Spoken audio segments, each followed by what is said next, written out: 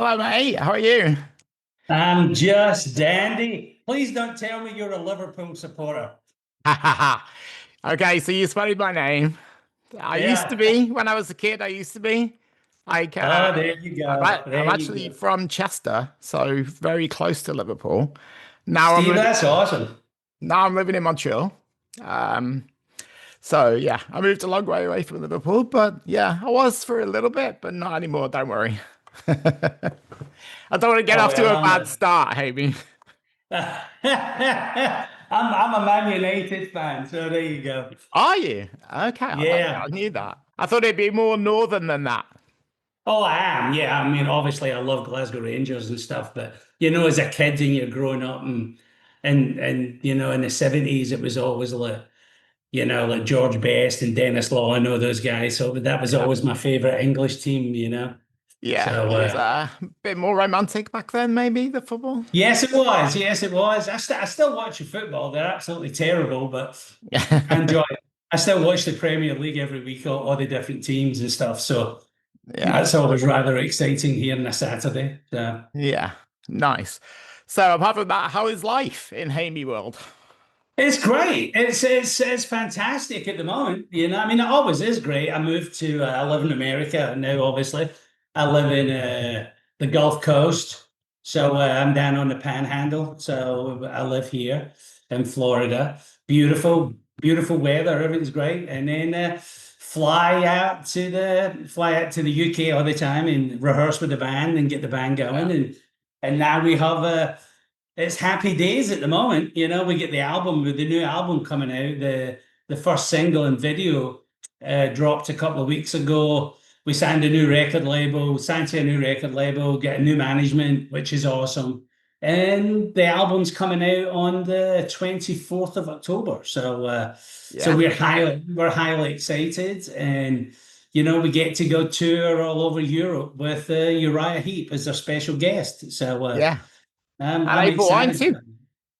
Yeah, yeah. They do the first part. Yeah, we're with them for the first part, and then we carry on with them later, and it's just us. So Yeah. we're highly excited to keep this whole thing going and rolling.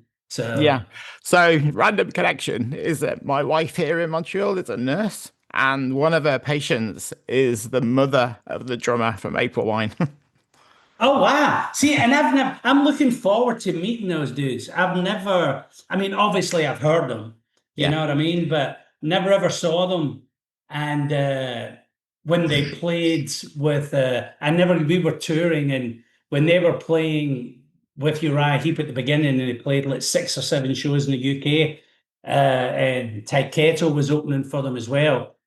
I was looking forward to going to that show, but we ended up going and playing in France or something like that. So I missed it. I missed when they played in London.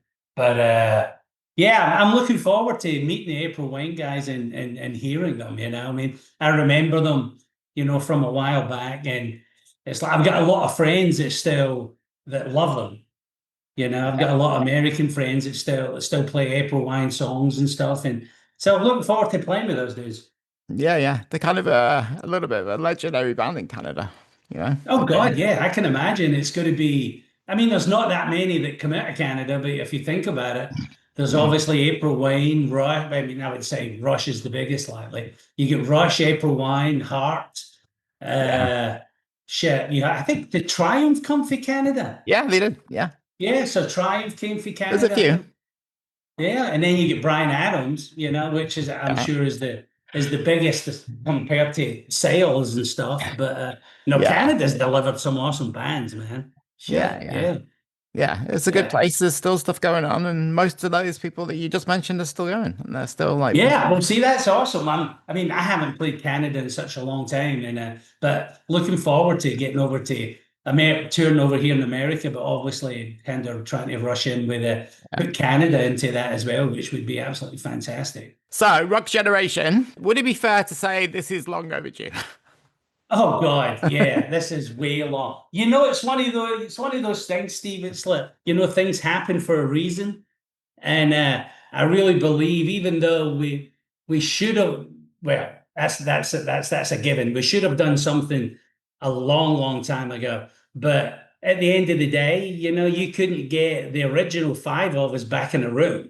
Yeah. You know, never mind. So I think if we actually did do something, it would never went well, to be honest, you know, through no, I mean, it would just have been crazy. But like I said, things happen for a reason, and it was the right time. It's the right guys round about me now, and the songwriting's great, and we love being together. We love playing. We love recording the album, and everybody's happy. So it's like so the future's looking bright, you know. But we're here now, so amazing. I've heard the album. You're Oh, sounding, so what do you think? yeah, you're sounding fantastic. Your voice is like, obviously not everybody gets to keep their voice in pristine condition as they Yeah. age, but your voice is sounding mega, mate. Well done. Awesome, man. Awesome. You made Yeah, my day, Steve. That's awesome. Thank you. You know, I think that's, you know, and that was another reason why we wanted to get this album. It was, and from a personal point of view, it was like for me to let everybody hear how good Heavy Pettin is now, and also hear that I can actually, you know, I can still sing, you know what I mean, and still do my thing. And so this is it's been exciting. I've been dying for people to hear it and let me know what they think. So for yeah. your feedback there, that is absolutely fantastic. I really Yeah, it's appreciate great. that. And it's a really good, like, it feels like a complete album. The way you've set the track list, like from beginning to end, feels like it flows Yeah, really well. There's a lot of variety in there. yeah. It still sounds like Heavy Pettin that I knew back in the day, but it doesn't feel like you're just like retreading like old ground. It still feels fresh. Yeah, and that was a big thing for us, Steve. That was a because my partner in crime now is a guy called Dave Aiken. I call him Davo, and Dave was Scottish also, and he first started out. He was the guitar player in the Scottish band, Glasgow band called Gun, and Oh at the yeah, I remember beginning, them. yeah. So Dave and I have been friends for a long time, and so obviously, when the gun thing fell apart, you know, we were away doing our thing, Heavy Pettin and stuff. So we finally approached Dave to see if he wanted to be the other guitar player, you know, and he was living in Ireland at the time, and he came over, and him and I just totally hit it off again, you know, that just we became best friends real quick, and I think that tells in the songwriting. Dave is a fantastic songwriter in his own right, you know, and there's three songs on the album that he wrote. And they are just absolutely fantastic. But Dave's great. And so we hit it off, and we sat at the beginning, and we said, look, obviously, we want to keep it as close. We still want to keep that Heavy Pettin vibe to the whole thing. We don't want to change so dramatically that everybody says, oh, yeah, that's good, but they don't sound anything like Heavy Pettin. Yeah, And I think we straddled that fence very well. Obviously, with my voice, you're always going to connect the dots with the old Heavy Pettin and stuff. But when we did the songwriting, even with the songs that Dave wrote himself, the way that we put everything together, it was like we made it feel like it was a Heavy Pettin track and stuff, you know. And so we're real proud of that we kept that diehard feel of what Heavy Pettin, that essence of what Heavy Pettin was, and brought it into the future, even with that heavier sound, even with the heavier guitar sound and stuff. yeah. Some of it gets pretty heavy for you guys actually It on the is, album. yeah, I and like it. because that we wanted it to be like that, and I think what makes it better is because you've got that heavy guitar sound that comes in and stuff that goes on, but then obviously we've still kept that melody. You know, we've made sure that there's tons of melody in the pre-choruses and chorus and all that stuff in all the songs, so that everything gels together, and it's been a nice marriage between the heaviness and the melodic thing for us. So Yeah. and live in the rehearsal rooms, and plus we played some of the songs live, just a couple, and they just sound massive, you know. So that's been really exciting to hear, Yeah. because you're standing there, you're going, damn, that sounds good, you know. So Nice. we're excited to go and play them for everybody. Yeah, so the album kicks off with the title track, Rock Generation. Yeah. What does that phrase mean to you? I think it's like rock generation means to me is basically other rock fans around the world from different generations. When I first started, to people that were before me, and then people that love our kind of music that have come after me. And it really all stemmed from when you play Europe, it's like you go to Germany, you go to Poland, you go to a lot of France, you go to a lot of Eastern Bloc territories now, but all over Europe, the Czechoslovakia, I mean, all the stuff, all the different places that are all around, except it's a different name now. But all those places, every time we've played them, the fans, it's like they've always been like in their 60s, their 50s, their 40s, their 30s, and even in their 20s. And they all dress like we used to dress in the 80s, with all the belts and all the stuff, and it's all like diehard like heavy rock fans, heavy metal fans. And so we would go and we'd notice all this. And then when we went and toured in South America, it was the same thing. It was just crazy. And we were sitting talking, and it's like, wow, we do meet and greets after the shows, and so many young people come up. And it's like we would sit and chat, and we'd be like, man, it's exciting to see that there's a whole new generation of rock fans coming up today and coming to the shows and like all the bands and all that kind of stuff. And so when we were playing, I think we were playing in Bogota, and we had that same conversation. And Dave said to me, yeah, like it's like a whole new rock generation. And I was like, man, that's a good title for a song. You know what I mean? And so we started, and Davey had this real cool piece of music at the beginning. And it was a real kind of swampy Louisiana kind of vibe to it. And so I said, well, remember that piece of music you wrote, and let's put it together and do the song. And so together we wrote this tune called Rock Generation.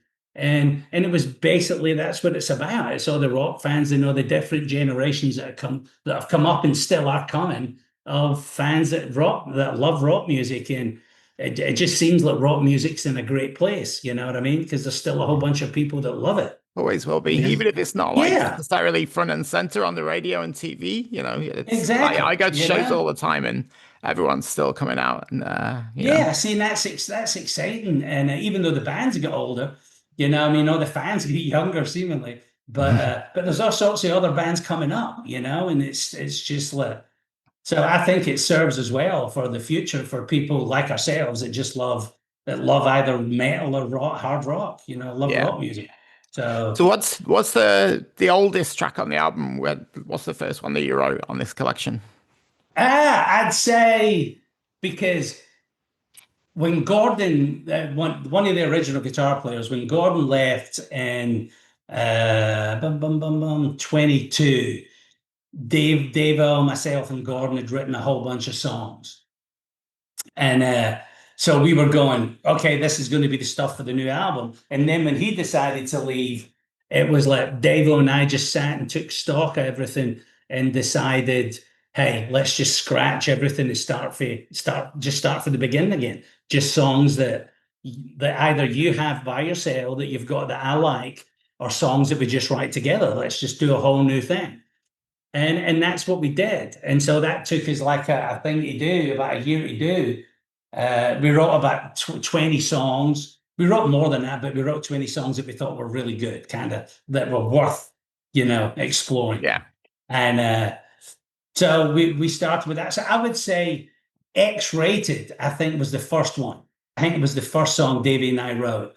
And we sat there and he had the riff, and I was just singing away. And we didn't want it to be, and I know it is, we didn't want it to be just like this ordinary kind of rock thing you're singing about rock people and doing whatever. But it just lent itself to that thing with the big choruses and everything else. And, so I would say, so X-Rated was likely the first one. X-Rated was the first one we wrote together, and Rock Generation was the last one. But I mean, we've written songs since then, since we did the album, that are going to be on the next album. Wow. Okay. But Rock Generation was the last song that we wrote for the new album. But X-Rated was the first. I feel like X-Rated is a good link to the past as well. It's still got that and I think that's why we kept it. You know what I mean? Because it sounded like old Heavy Pettin. And so we moderned it up and did everything. And and it's got special significance to me, because there was at the time we wrote it, there was a whole bunch of stuff going on, and it just seemed like everybody wanted to be Heavy Pettin. You know what I mean? And I don't mean that like other bands or other, I'm just talking about people that used to be in the band.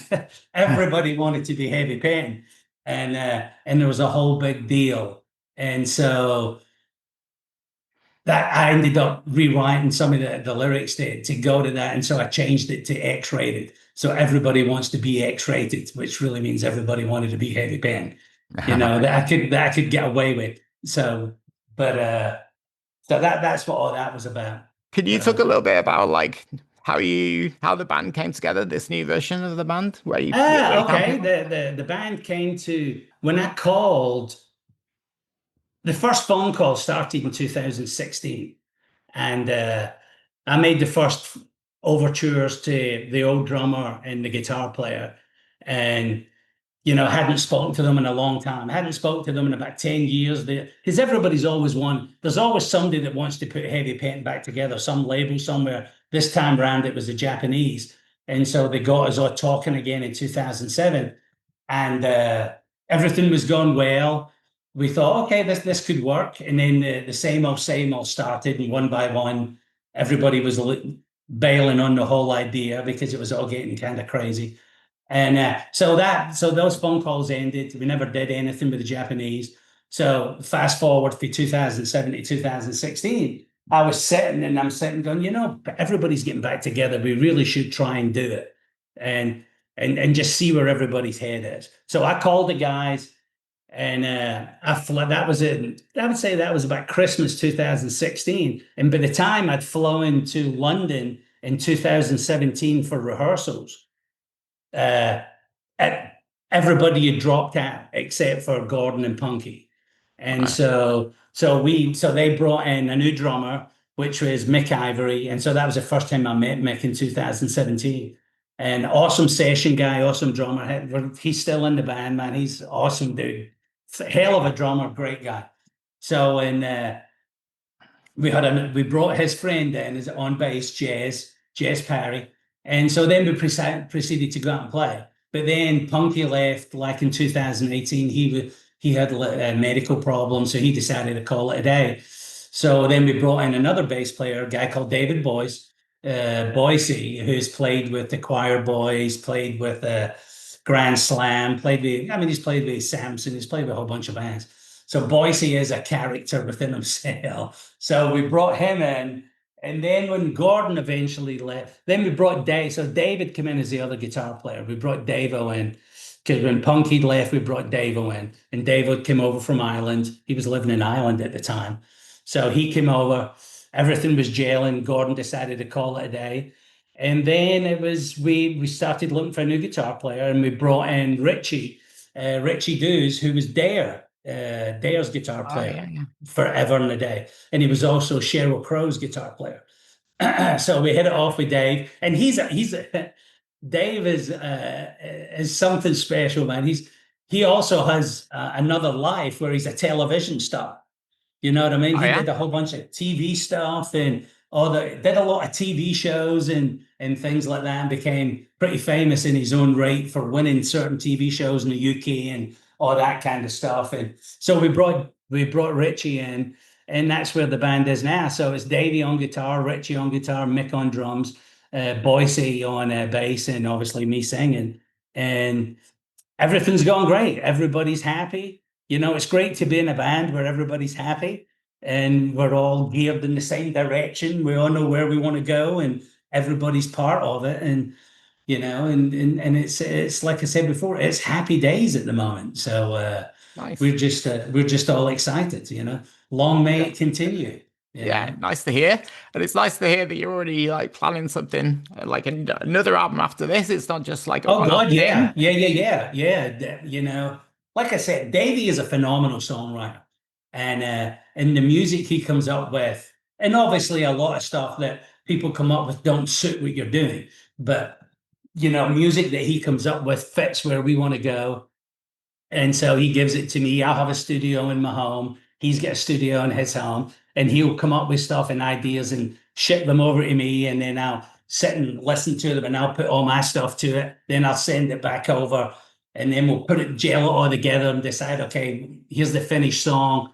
what do we want to do to make it better, you know? Yeah. And that's what we've done since we've had a little bit of time off, waiting for this album to come out because the tour doesn't start till, like I said, October 23rd. So I think we've got like four. We've got more than that to pick from, but we've got four really, really cool songs at the moment, and we're real happy with that. And obviously, during this whole period of being away, we'll start recording some more and writing some more as we're on the road and stuff. But I think it's going to be good. Having them in our back pocket is going to be great for when, okay, this is off. We've promoted the new album. We're done with that. Let's start on the new one, the second one. So we won't be panicking because we'll have a bunch of songs sitting there ready to go. Nice. So I'm excited. It is. I'm excited about it. Laying Loose, when that came out, like Uh-huh. there was a big buzz. Like you were doing tours with like Ozzy and Kiss and stuff like that. Mhm. What are your like what memories stand out from that time for you? From all that time, I think, well, and playing with certain people, obviously playing with Ozzy, man, was just, and we didn't just play with Ozzy. Ozzy was, he kind of took us under his wing at the time. But see, we'd met him before that because we'd finished recording the Let Loose album, and he hadn't started. I think he was in pre-production for Bark at the Moon, but he hadn't started recording it yet. And so we'd finished recording the album, and we were in live rehearsals in London because we were going to go out with Whitesnake. We were going out and tour in Europe, UK, Europe with Whitesnake. And so Ozzy came along to the rehearsal because obviously there was talk.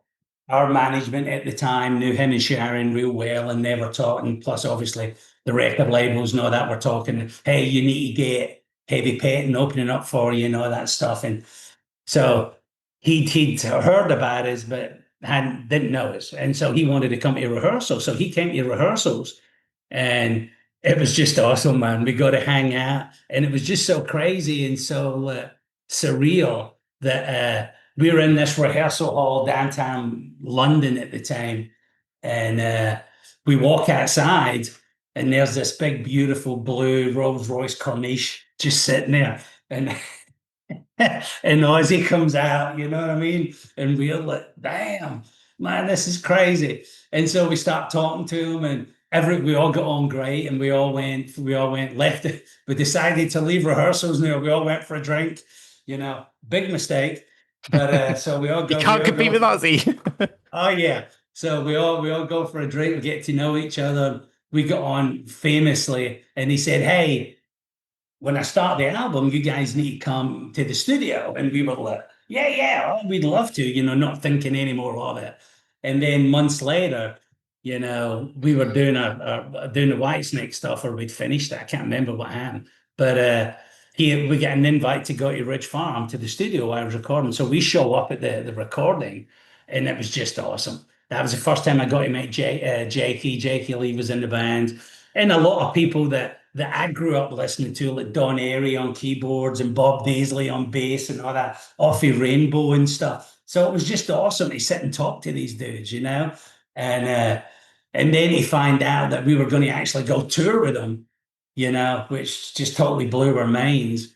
And I always remember sitting drinking, and we're in a bar somewhere, and I kept on looking at Daisley, and I'm like, what the hell are you drinking? And he's like, this is a White Russian. And I'm like, what's a White Russian? He goes, to the bar, young Hamie, to the bar. And we go to the bar, and he orders this drink. And I'm like, you're putting milk in it? And he's like, yeah, we're putting this in it. And tons of vodka, and Kahlua and all that stuff. And so I spent that whole tour, man, just drinking White Russians with Bob Daisley. We just get absolutely hammered. It was awesome. But stuff like that were great. And then touring with Kiss.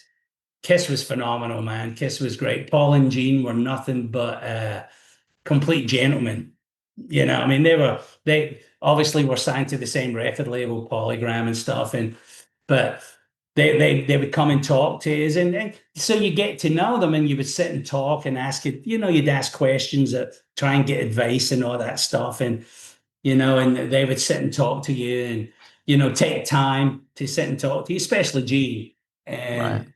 you know, and we became friends, and we still are to this, not friends, but we're still like you know, if we talk, they know who I am, you know, they'll take a phone call or do whatever. I don't see much of them these days and stuff, but you know, but Gene's awesome. And even after we toured with Kiss and I moved to Los Angeles, I'd bump into Gene at all sorts of different things, and we'd sit and chat, and he helped me tremendously, you know, doing stuff in Los Angeles. So Yeah. it's been, those things were just, you know, priceless, you Yeah. know, I think and it just was it the Ultimate Sin tour that you did with Ozzy? no, we did Bark at the Moon. Oh, it was the Back of the Moon tour. Okay, because I went to Yeah, that. yeah, So we did. yeah, I saw you at Manchester Apollo and Hammersmith Odeon on that tour. That's my boy. Yeah. Yeah, amazing. Good times. Yeah, really good times. Yeah. But looking back at that time, and there was like I say, there was a lot of like people talking about you. I went to Oh yeah, we were the Astoria show as well. Do you remember that? yeah. I I was remember there the as shoot. well. You're kidding. No, I was there. Honestly. Yeah. Damn, man. That was awesome. That was awesome. And you know, that was a great day because we just came off I think we were playing in Spain somewhere, and we came off and we had to go straight that the next day. We got in at nighttime, and the next day we had to get all the gear set up to shoot that Astoria show. Yeah, because it And was on TV. yeah. So, and you know, and that was a great day, man. We had so much fun that day. And it was so much more freeing. It wasn't just, I don't know why that happened. It wasn't just such like you play a normal gig and you go do it, and that's great.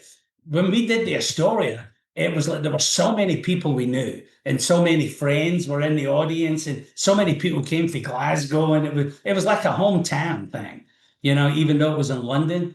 And we had a blast doing that show, man. We had a good time doing it, and then obviously we had to shoot tons of videos after for the TV show for it, which was what was that Benny Hill's group called? Hot Gossip with all those women. Oh wow. Yeah. Wow, that's not bad. No, it was good. It was a lot of trouble, but it was pretty awesome. And so we ended up shooting like 5, 6 different videos, man. We spent a whole week, I think, shooting with those people. And straight after that, and it was a lot of fun. It was a lot of fun. And then when it came out, you know, I'm trying to think who else they did. The TV people, I think it was a Channel 4 thing or something. They did another thing. I think Tears for Fears. They did one with Tears for Fears as well. And they did us in Tears for Fears and that whole thing. And but the Astoria gig stands out in my mind, man. That was a hell of a show. It was cool. It was, Yeah. there was a lot of smoke. That's what I do remember. I remember That's there what was you a lot remember. of, yeah, there was a lot of dry ice and smoke everywhere. I mean, I was running into shit constantly, you know, it was like, oh crap, what's that? Oh, it's the guitar player. You know, Yeah. you couldn't see shit at times, but yeah, good times, man. I can't believe you were there. That is awesome. Yeah. So I'll That's tell you a cool. little bit more as well. Like, obviously, you won't remember this, but as a teenager, I was like listening, like Lane Loose came out. I was a big fan. And this is obviously pre-internet days. And Yeah. somehow, I don't even know how, but I managed to find an address to write to you. Oh, And you like, and I used to communicate. yeah. It's like, I should have thought that when I heard your name and you said Chester. Damn. Yeah. Damn, that is Oh, you do remember a little bit. wow. Yeah, but the thing was, like, usually, like, I wrote to a couple of bands. I remember writing to Def Leppard, and actually, Pete from Def Leppard wrote me back. But usually, you just send a letter out, and you just like, I just want to tell this person I like what they're doing, and you don't expect to hear Yeah, anything. But you called me. that's right. And I'm just like, what the hell? Imagine being a fan of a band and you write to them to tell them something, and then they call you at home. I was still living with my parents at the time. I'm just like, oh my God. Yeah. And, yeah. So That is awesome. we do have like a little bit of history, obviously a long time Yeah, my ago. wife is looking. I'm in the office in my home, and my wife's looking through the doors. She's like, "What the hell's happening?" Because I'm shouting and bawling. Even my dog's going crazy. Yeah. And then we met outside the Apollo in Manchester, and Yeah. you just gave me a big hug. Wow. Damn, dude. That was Yeah. awesome. So there you That go. is so cool. Well, we Nice. need to keep in touch this time. Yeah, I would love to. Like, I want to see Yeah. what's happening anyway, and Holy hopefully you'll make moly, it up man. to That Montreal. is wow, it's a small world, baby. And that is Yeah. so wild, Steve. That is crazy. So here we are. I Shit, I used to should have have put hair that. like as long as yours, but it's all gone now. But Hey, you look good, buddy. Who yeah, cares? yeah, we're looking Who good for our cares? age, I think. That's what I think. Good God, I can't believe it. I'm amazed I'm still around after the life I've Yeah. led. Through all these years, to quote an album, "Rock ain't dead," Yeah. and the new rock generation is coming through. Which new bands are you excited about? Any? I don't really know. I mean, there's some that I like, but I'm just one of these people that I still, when I go in my car, I have I listen to, I've got my Spotify stuff and all my favorite songs, which I play. But when I go in the car and I hit my Pandora things going, whatever, it's all the old. I mean, I still love Priest, still love Maiden, AC/DC. I listen. It's pretty sad, really. I still listen to all my favorite songs. It's like, I just look at stuff like, if I've got so much time, if I've got a certain period of time that I want to listen to something, then I want to listen to what I like. Yeah, of You course. know what I mean? And then go back to that. Unless somebody lets me hear certain bands that I think are good. But there is, I mean, I do listen to other bands, but especially new stuff that's coming up. But I don't really, off the top of my head, I can't think of who that I would really say is, I mean, from the 80s and 90s and stuff, yeah, there's bands, but from the 2000s, I don't know so much. I mean, there's certain things I like. I love Spike and the Choir Boys. I love that first album, uh, stuff like that. But I don't really know who I would say is my favorite newer band coming up, actually. Without thinking about it too much, what would you say is the album that you've listened to the most in your life? In my lifetime, I would say, well, there'll be a couple of different things, but uh, I'm still a big. I still love the old stuff. I still love David Bowie. I still love Mark Bolan and T Rex and all that Yeah. stuff. So I still love. I still love that whole genre, Mott the Hoople, all that stuff when I was growing up as a kid. But obviously, I'd still say "Screaming for Vengeance" is still one of the main ones I still listen to, Nice. uh, and "Number of the Beast." Yeah. So Actually, yeah. Bruce is in Montreal tonight. Oh, you're kidding? Yeah, he's doing a Hang solo on. thing for the show tonight. Who's opening for them? You know? A band that I haven't heard of. I can't remember what they were called off the top of my Yeah. head. Yeah. I need to check them out because obviously they're opening for Bruce, and I don't know who they are, so I need to check them out. It's like one Wow. word, four letters, or something like that. Anyway, It's funny. Hopefully, I mean, really, I would love to get to Canada and I'd love to get to Montreal. I mean, we've stopped in Montreal a few times because I don't know why, but for whatever reason, we always have to stop in Montreal to get another plane to go to South America. right. You know what I'm saying? So it's always like a stop off point, going and coming back. Yeah. And it's got so bad that we've got a favorite pub in the airport. And every time we go to it, we always get the same bar staff. Wow, you must have been a few times. It's kind of wild. Okay, But well, we need to get you out of the airport and into Montreal and definitely, play definitely. But I play would some love to shows. come and play there. And hopefully, that'll happen, because obviously we're looking at touring. With this album, we're looking at going everywhere. You know what I mean? Obviously, we're going to go back to South America. We're going to do that. I'd love to go over to Asia again, do all that, go to Japan, go to Australia. And America is one of our number one goals. We've already toured over here, but we want to do a proper tour, and just spend a good 3 months just touring everywhere. And so that's high on the list of things that we're looking at getting done. And so if we get here and play, then it's a skip, hop, and a jump just right into Canada and get a Canadian tour organized. Yeah, So nice. if we're not with a band that's already playing in Canada, Yeah. so But and I know people like to say this to you all the time and stuff, but it really is one of our, we are talking about it Cool. to make that happen for 26. So Yeah. we're kind of really excited. We've just been waiting for this to drop, then do all the Uriah Heep stuff. And who knows? Uriah Heep's touring in America in 26. So who knows the secret of the Black Magic Box, my friend? We might be even doing that. Okay. We'll Which would see. be We'll see. awesome. Yeah. And how are you putting the set list together? Like, is it easy to put a set list together that's kind of combining Yeah, what people want to hear from the old it's days? yeah, it's well, it depends. Obviously, if you're playing by yourself, if you're doing your own show, then it's different because you've got an hour and a half. You know what I mean? Or an hour and 45 minutes, depending how long you're going to play. But then it's easier to pick a whole bunch of old songs and then add a few new stuff for the new album and stuff like that. But you know what we played, which was awesome, Steve? We toured Britain there. We did a bunch of shows that were contracted to play, and we finished them off in July. And plus, we did a couple of big festivals in Europe and Sweden and stuff. And so, which was awesome. But at rehearsals, Dave and I were talking and we said, let's add some deep cuts that we hadn't done really hadn't played before. But we ended up doing China Boy.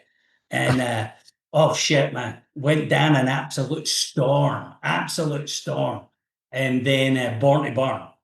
And that was two that we'd added to it that we hadn't played.